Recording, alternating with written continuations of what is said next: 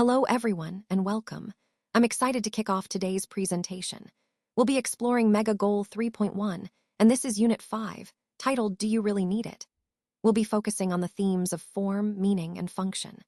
Over the next few minutes, we'll look at how we can better understand the purpose behind the language we use, and whether we really need certain words and expressions. So, let's get started and dive into this interesting topic. Today, we'll explore how to use conditional sentences with when and unless effectively. We'll also learn how to differentiate between similar words connected to different ways of shopping. Additionally, we'll practice distinguishing between I'd rather and I'd prefer, which often cause confusion. We'll cover how to use conditional sentences with present and future forms to express real possibilities. The overall goal is to understand these key points clearly and see how they fit into our broader discussions about language and communication. By the end of this lesson, you'll be able to apply these concepts confidently in your speaking and writing. So let's take a closer look at the zero conditional. This is a type of conditional sentence that uses the present simple tense in both parts of the sentence, both the if clause and the main clause. When we talk about the zero conditional, we're discussing situations that are always true or facts. For example, if you put water in the freezer, it becomes ice. That's a fact that always happens under those conditions. Or, if you cook an egg in the microwave, it explodes. These are predictable results based on the conditions given. The key point here is that this structure is used for facts, things that are generally, universally true. The form is straightforward. Both clauses use the present simple tense. Remember, this isn't about hypothetical situations. It's about facts that happen every time under the same conditions. Understanding this will help you use the zero conditional correctly and effectively in your speaking and writing. Now, let's look at how the order of the sentences can be changed without affecting their meaning. For example, whether I say, if people eat too much, they get fat, or people get fat if they eat too much, the message stays the same. The key point here is that the meaning doesn't change regardless of the order. Next, consider this. People die if they don't eat. Again, the causality remains clear no matter how we rearrange it. The same applies to if you touch a fire, you get burned. These are simple cause and effect statements that are flexible in how we present them. Moving on to more examples, we see the present simple tense used in conditional sentences. For instance, if water reaches 100 degrees, it always boils. This illustrates a fact, something that always happens under the same conditions. When we use the present simple in both clauses, we're talking about universal truths or facts. Another important point is that this type of conditional is used when the result is guaranteed to happen whenever the condition is met. So, understanding this helps us communicate facts clearly and effectively. In summary, the main idea is that the structure can be flexible, but the meaning remains constant. This is especially useful when we want to emphasize facts or general truths in our communication. We can change the order, but the meaning doesn't change. Let's look at the main clause. You have to study hard. This is a clear statement that emphasizes the importance of hard work. Now the if clause. If you want to be a doctor. This sets a condition. If your goal is to become a doctor, then certain actions are necessary. Notice how these two parts connect, the condition and the result. You can switch the order of these clauses, but the overall message stays the same. The meaning remains intact. This flexibility is a key feature of how we structure conditional sentences in English. And it's important because it helps us express ideas more naturally and clearly, depending on what we want to emphasize. So, whether you start with the condition or the result, the core message about studying hard to achieve a goal stays consistent. This concept ties into our broader theme of understanding sentence structure and how to communicate effectively in English. Let's take a closer look at a common sentence structure in English, the if clause and the main clause. We often use this to talk about conditions and results. For example, on this slide, we see the sentence, you have to study hard if you want to be a doctor.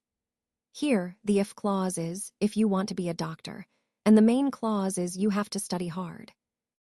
We can also say it the other way around, but the important part is understanding how the condition leads to a result. This structure helps us clearly express cause and effect. When learning English, mastering these kinds of sentences makes your communication more precise and natural. Remember, the key idea is that the if clause states the condition, and the main clause shows the consequence. This pattern is very common and useful in both speaking and writing.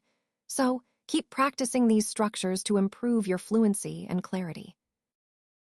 Let's look at this example. It melts if you heat ice. Now notice how the main clause, it melts, comes at the beginning, and then the if clause, if you heat ice, follows. Conversely, we can also say, if you heat ice, it melts. Here, the if clause is at the beginning, setting the condition, and then the main result follows. The key point here is understanding the flexibility in sentence structure. The meaning remains the same, regardless of whether the if clause comes first or second. This is important because it helps us see how to frame conditions and results in different contexts, especially when we're explaining cause and effect. This concept ties into our overall theme of understanding logical relationships in language, which is crucial for clear communication. Recognizing these patterns allows us to express conditions in a way that best fits the flow of our ideas, making our messages more effective and natural. All right, let's look at this example. If you drop a glass on the floor, it breaks. Now, notice what happens to the verb break in this sentence. Because we're talking about a singular subject, a glass, we need to add an S at the end of the verb, so it becomes breaks. Now, if you try to say, if you drop a glass on the floor, it break.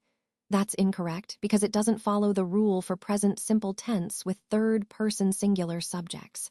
The correct form is breaks with the S. This is a key point because understanding when and how to add that S is crucial for proper verb agreement in English. It's a simple rule, but missing it can make your sentences sound off or even confusing. And connecting this to the overall theme, mastering these small details helps you speak and write more accurately and confidently. Now, I want you to find the fib here. See if you can spot the mistake in the second sentence. Now, let's look at this example. If you heat water to 100 degrees Celsius, it boils. This is a simple but important rule in English. When we talk about a subject like water that does something regularly or as a fact, we often add an "s" at the end of the verb. So in this case, we say it boils with an "s." But notice, in the sentence on the slide, it says it boil without the "s." That's actually incorrect for this kind of sentence because we're talking about a fact, and the subject, it, is singular. So the correct form is it boils. This brings us to an important point. When you're writing or speaking about a third-person singular subject in the present tense, the verb needs to have that "s" added at the end. Now, the slide asks us to find the fib meaning, to identify the incorrect part of the sentence. The fib here is the phrase "it boil," because it's missing that essential "s" and is therefore grammatically incorrect. Understanding this rule helps us communicate more clearly and correctly in English, especially when talking about facts, habits, or general truths. It's a small detail, but it makes a big difference in our accuracy. So here we see 3 different ways to talk about melting ice. First, it melted, which indicates that the ice has already undergone the process and is now in a melted state. Next, it will melt shows a prediction about what will happen if we continue to apply heat. It's about the future. And then, it melts describes the ongoing process, like when the ice is currently in the act of melting. The key point here is understanding the timing and tense. It melted is past, it will melt is future, and it melts is present. This connects to the overall theme of how substances change states when heat is applied. Specifically, if we heat ice, it starts to absorb energy, causing the molecules to move faster. Eventually, this leads to the melting process. Recognizing these different expressions helps us describe the process more precisely, whether we're talking about something that has already happened, is happening now, or will happen in the future. So what we're seeing here are different ways to describe the change of water into ice. When I say it becomes ice, I'm talking about a process happening now, in real time. If I say it became ice, that indicates the change has already occurred in the past. And when I say it will become ice, I'm referring to a future event, something that's going to happen. Now, the second part of the slide is about what happens if you put water in the freezer. Essentially, you're applying a cold environment that causes the water molecules to slow down and arrange themselves into a solid state, ice. This illustrates a fundamental concept. The state of matter changes depending on temperature asterisk. So, whether you're describing a current process, a past event, or a future possibility, understanding these different tenses helps us communicate precisely about physical changes like freezing. And connecting this to our overall theme, it's a great example of how natural processes are influenced by temperature, which is key to many scientific principles.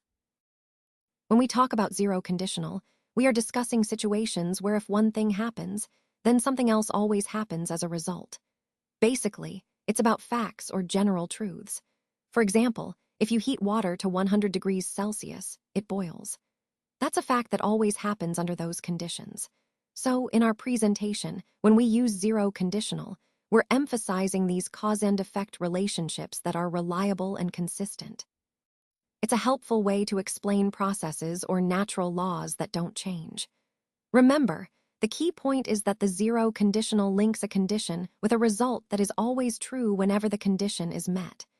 This helps us communicate clearly and logically, especially when discussing rules, scientific facts, or routines. If you focus on improving communication, then your team will work more effectively. If you set clear goals, then everyone knows what they need to do. If you listen actively, then misunderstandings are less likely to happen. If you foster a positive environment, then motivation increases. And if all these elements are in place, then overall productivity will improve, which aligns perfectly with our goal of enhancing organizational performance. Let's take a look at the first conditional. This is a way we talk about possible future situations and their results. On the slide, you can see the example. If it rains, I will stay at home. Here, notice that after if we use the present simple tense like it rains. Then, in the second part, we use will plus the base form of the verb or the future simple to talk about what will happen if that condition is met. This structure is used to describe situations that are likely or possible in the future. Of course, we can't predict exactly what will happen, but this form helps us talk about things that could easily come true. So the key points are, first, the present simple tense after if, and second, the future simple tense in the main clause. This pattern helps us express future facts that depend on a condition. It's a very useful way to talk about real possibilities that might happen. Now let's look at some examples of conditional sentences and how they work. Notice that we can change the order of the parts in these sentences, but the meaning stays the same. For instance, if you tell us the truth, we will forgive you.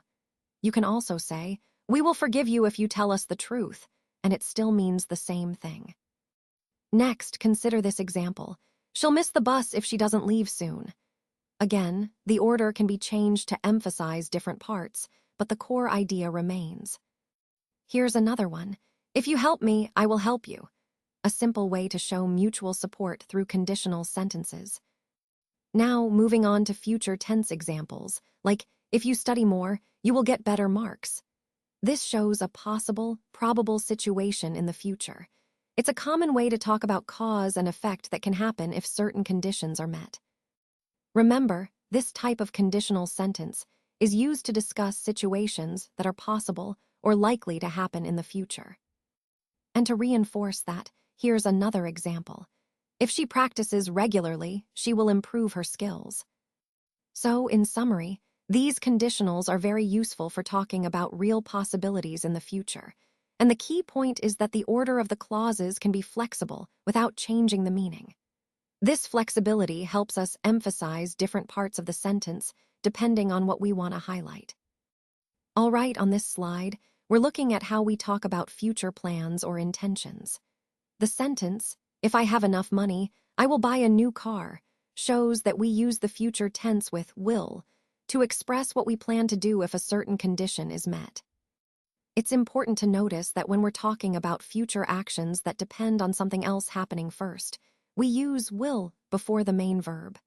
So in this case, will buy indicates a future decision or intention, depending on whether the condition, having enough money, is fulfilled. Now compare that to the sentence, if I have enough money, I buy a new car. This is actually incorrect in this context because it doesn't clearly express the future action. It's more like a habitual statement, which isn't what we want here when talking about plans. This leads us to the key concept, understanding when to use the future tense. Adding will helps us clearly communicate that the action is planned or expected to happen in the future, based on a condition. Finally, there's a little trick here, finding the fib. The incorrect sentence is the one without will. Recognizing that helps us avoid common mistakes and use proper future tense structures, which is essential for clear and accurate communication about plans and intentions. All right, let's take a look at this slide. The first sentence says, if it rains tomorrow, I'll stay home. Now, notice that when we use I will stay, the verb stay doesn't change regardless of the subject. But in the second sentence, there's a mistake. If it rains tomorrow, I'll stays home. Here, the word stays is incorrect because when using I will or I'll, the verb should stay in its base form, stay. This highlights an important rule in English. When forming the future with will, we don't add an S to the verb. So the key point here is that we must omit the S from stay in this context. Now, the challenge is to find the fib, the statement that's not correct. The second sentence with stays is the fib because it's grammatically incorrect. This exercise helps us focus on proper verb forms and ensures we're consistent when talking about future actions. Overall, it's a good reminder that even small changes in verb forms can lead to mistakes, and paying attention to these details helps us communicate more accurately. Now let's look at how we use may and might in conditional sentences. These words express possibility or uncertainty about something happening in the future. When we use may or might in a conditional, the if clause is typically in the present simple tense. For example, if Sarah comes, she might look after the children.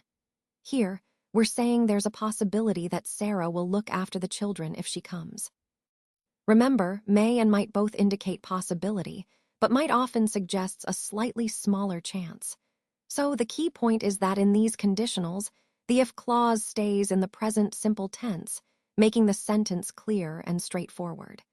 This is a useful way to talk about potential future events with some degree of uncertainty. So when I say, I'd prefer to have fruit juice, I'm expressing a personal preference.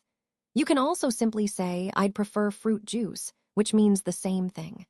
Alternatively, you might say, I'd rather have fruit juice, which is just another way to express the same preference, but using a slightly different structure. It's important to note that when we use would prefer, it is followed by to plus an infinitive or a noun. For example, I'd prefer to go to the cinema. On the other hand, would rather is followed directly by the infinitive without to, like in I'd rather go to the cinema. You might also hear people say, would rather can be abbreviated to rather, and similarly, would prefer can be shortened to prefer. These are just informal contractions you might use in casual conversation. Finally, when we're talking about a specific preference, such as choosing between options, would rather and would prefer actually mean the same thing and are interchangeable. So, whether you say I'd rather or I'd prefer, you're expressing the same preference in that context. All right, let's look at this slide. It says, if you study hard, you might pass the exam. Now, the key point here is about using the correct form of the verb in the second part of the sentence. Since we're talking about a conditional sentence with if, we need to use the infinitive form of the verb after might. So instead of saying you might passes, which is incorrect, it should be you might pass. Notice that we omit the e's ending. This is an important rule when using modal verbs like might, can, or will with the base form of the verb. The slide also points out a common mistake, saying you might passes the exam, which is wrong because passes is the third person singular form, and we don't need that after might. This connects to our broader theme of proper verb forms in conditional sentences. Understanding this helps us communicate more clearly and accurately, especially when expressing possibility or probability. So the main takeaway here is, when using might or other modal verbs, always follow with the base form of the verb, no s or other endings. This keeps your sentences correct and professional. All right, let's look at this slide. We have two sentences here. If it rains, we may cancel the picnic, and if it rains, we can cancel the picnic. The key difference between these two is the use of may versus can. When we say may, we're indicating a possibility or something that might happen, but it's not certain. So in this case, if it rains, there's a possibility that we might cancel the picnic, but it's not definite.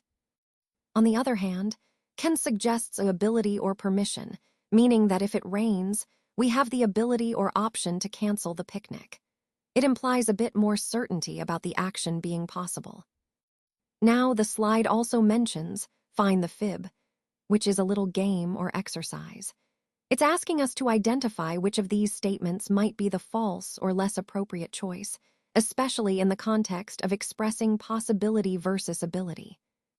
This is a great way to see how choosing the right modal verb can change the meaning and tone of our sentences, especially when we're discussing plans and contingencies.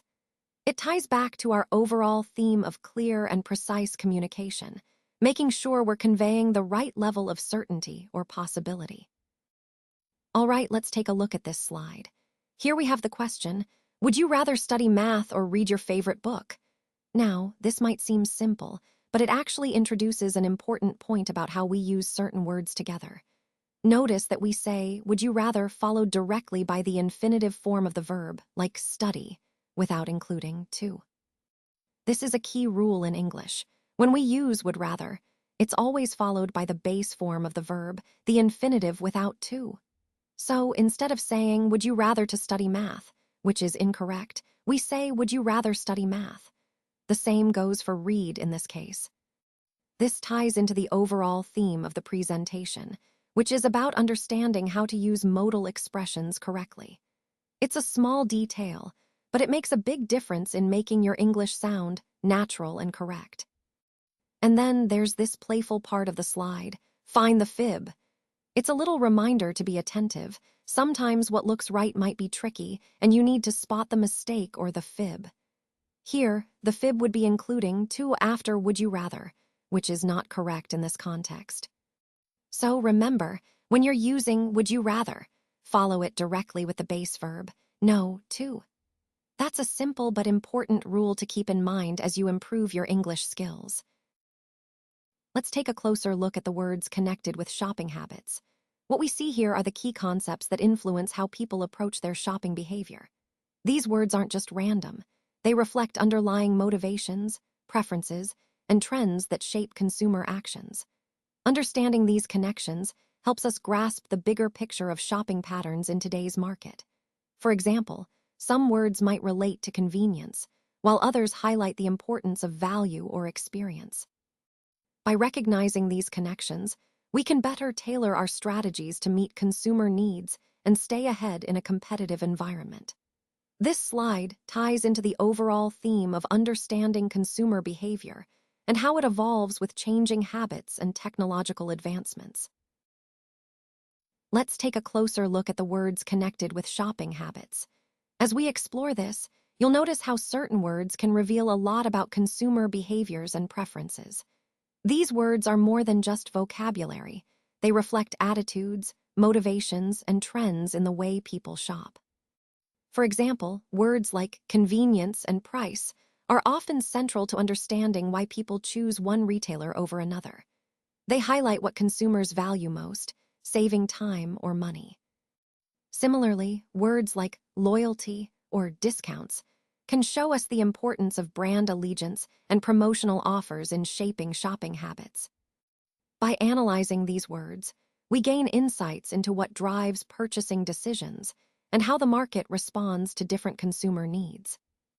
Connecting this to our overall theme, understanding these words helps us better grasp the evolving landscape of shopping behaviors and how businesses can adapt their strategies accordingly. When we look at conditional sentences with when And if, a key point to remember is that we can often replace if with when without changing the meaning. For example, consider the statement, when water reaches 100 degrees, it boils. This means the same as if water reaches 100 degrees, it boils. The difference is subtle but important. When suggests that the event is certain to happen, while if leaves room for it to possibly happen. In general, when we're talking about present facts or things that are guaranteed to happen, when is usually the better choice. It makes our statements sound more natural and confident. So, in the case of water boiling at 100 degrees, when emphasizes that it's a sure event, not just a possibility. This idea ties into our overall theme of understanding conditional sentences and how they help us communicate probabilities and facts clearly. Remember, with present facts, replacing if with when can make your statements more direct and certain, enhancing clarity in your communication. Today, I want to talk about how we can use the word unless as a replacement for if in negative sentences. Think about it this way. Instead of saying, if you don't do something, then something else will happen, we can say, unless you do something, then something else will happen. For example, instead of saying, you will be sick if you don't stop eating, we can say, you'll be sick unless you stop eating. This way, we're using unless to clearly express the negative condition. It's a handy tool because it often makes sentences sound more natural and less repetitive. Remember, when the original sentence has a negative condition, replacing if with unless can make your English flow more smoothly. So, in summary, unless is a great alternative to if in negative sentences, especially in conditional statements with when and unless. This helps us communicate conditions more clearly and effectively, which is key in both written and spoken English. So, here's an important point about traveling abroad. You can't do it unless you have a passport. A passport is basically your international ID, and it's necessary for crossing borders. Now, if you don't have a passport, then traveling overseas simply isn't possible. It's a non-negotiable requirement. Let's look at the structure of this sentence. Instead of saying, you can't travel abroad if you don't have a passport, we can say, you can't travel abroad unless you have a passport. The word unless here emphasizes that having a passport is a crucial condition. Without it, the possibility of traveling abroad just doesn't exist. This highlights an important concept about travel documentation. It's a gatekeeper. Without it, even if everything else is in place, like tickets or visas, you're still not going anywhere. So, in the context of our overall theme about international travel, always remember that a valid passport is your first step. It's the key that unlocks the door to exploring the world. When you heat water, it evaporates. This is a key point because it shows how heat causes a change in the state of water. Instead of saying if, we use when to emphasize that this is a natural, predictable process. So, when you heat water, it will always evaporate at the right temperature. Understanding this helps us grasp the broader concept of phase changes and energy transfer. It's a simple yet important idea that ties into how heating affects different materials. This knowledge is fundamental to many scientific and everyday applications, from cooking to weather patterns. So remember, when you apply heat to water, evaporation is the inevitable result. Now, for your homework, I want you to focus on the exercises in the workbook, specifically exercises M and N on page 274. These exercises are designed to reinforce the concepts we've covered today and to give you practical experience applying what you've learned. Take your time to work through them carefully and remember that the key points we've discussed, like understanding the core ideas and how they connect, are essential here. This step is important because it helps solidify your grasp of the material and prepares you for more advanced topics. So, I encourage you to approach these exercises thoughtfully, and don't hesitate to refer back to the slides or notes if you need a quick reminder. By doing this, you're not just completing an assignment, you're actively engaging with the content, which is the most effective way to learn. Keep up the good work.